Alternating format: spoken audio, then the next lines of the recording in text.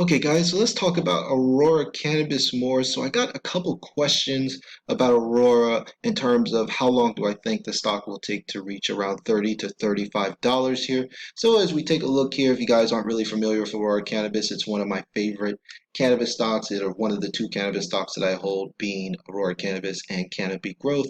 And since Canopy Growth is reporting earnings on Friday, May the 29th, I think that it's very relevant for Aurora because I think if Canopy has a very, very strong quarter, as I'm anticipating, that Aurora Cannabis will benefit too. So these cannabis stocks, they tend to trade in clusters, meaning if one company does well, all of them do well as a whole. Because I think investors are pretty aware that these companies are closely correlated. Usually, if one is doing good, it means the industry as a whole is improving. So I think that it could take around perhaps maybe by the end of the year. I want to be conservative here. Obviously, I've been touting Aurora Cannabis for a long time. I've been saying they have probably the best international network in the entire world when it comes to cannabis companies. They're based out of Canada, so they actually have a ready market that is already has federal legalization, whereas the United States and a lot of other countries are still, kind of trying to figure out the whole laws and regulations and things like that, and the fact that they have new management. So guys, management is really, really important when you're considering any company. A good management team is crucial to any company's success, and we've seen it with many companies. For example, great companies, for example, a good example would be like Ford or General Electric, or some of the companies that made up the heartland of America.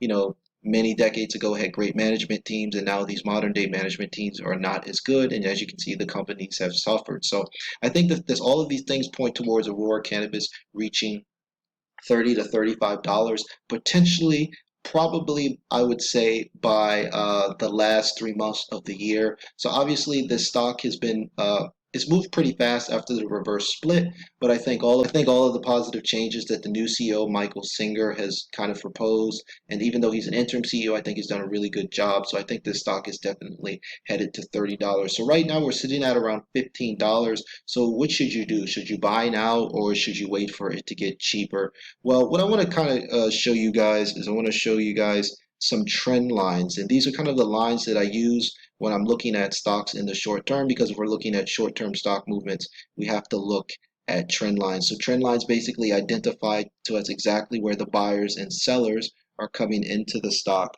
So what I want to do is I want to quickly just draw a line here, as you can see here. So we have a strong uptrend over the last couple of weeks, and that was after the earnings report. So even though the stock has kind of plateaued a bit, I still think over the slightly longer term, the trend has been up. And I think Canopy Growth having a great quarter, I think this can lift these stocks higher. So we're looking at resistance at $20. So if Aurora Cannabis can break through $20, it's well on its way to 30. And I think it's important to remember this stock had been down a ton of money. So, I expect Aurora Cannabis to easily fill the gap. And when I say fill the gap, that means recoup a lot of those losses that the stock has suffered over the past year or so. And we're right at the beginning, guys. So if you're looking at this from a longer term picture, there is a lot of room to run here. We're at $15, assuming it fills that gap back to $100.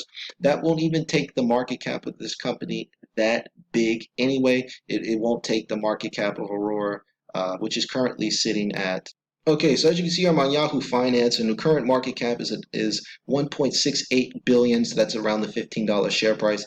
And to fill those gaps, the stock price is going to have to return to around $100 a share, which would be a $9 billion market cap. So obviously, in order for it to just double, it would just be the company would just slightly be over $3 billion, which I don't think is out of the question, considering that this whole coronavirus pandemic is probably the worst that Aurora Cannabis stock is ever going to experience. I can't imagine anything worse for any company that's just basically getting started with their, their global expansion and launching cannabis 2.0 products and things like that. Could imagine anything worse happening than a complete lockdown and basically forcing people inside, not allowing people to freely spend their money.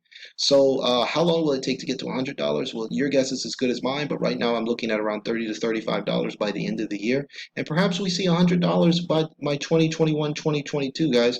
I think that this is definitely, we've seen the bottom of cannabis stocks. You're never going to see these stocks trade for around $5 again. So I think it's an important time to take action.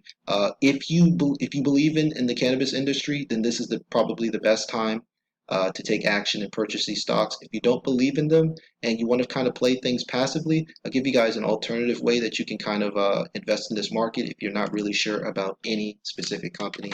There is a really excellent ETF out there called the ETF Alternative Harvest ETF. Uh, so I'm going to pull that up for you guys. So as we can take a look here, that ETF currently trades under the symbol MJ, and the current price of that ETF is $14. So if you guys want to kind of take a passive approach to the cannabis industry, this ETF basically is a basket of cannabis stocks, and it's been down quite a bit as well. Not as much as Aurora, because Aurora has been one of the ones that's been down the most, but it still tracks the cannabis industry as well. So that's kind of an alternative way if you guys wanted to invest a little bit passively. I know some of you guys out there don't like owning stocks, so MJ would be my ETF recommendation. So I hope you enjoyed this video, guys. I'm going to be posting more videos more frequently on Aurora Cannabis and other cannabis stocks. So be sure to smash that thumbs up button and subscribe to my channel for more videos so you can stay on top of Aurora Cannabis. That's it. Until next time, guys. Take care.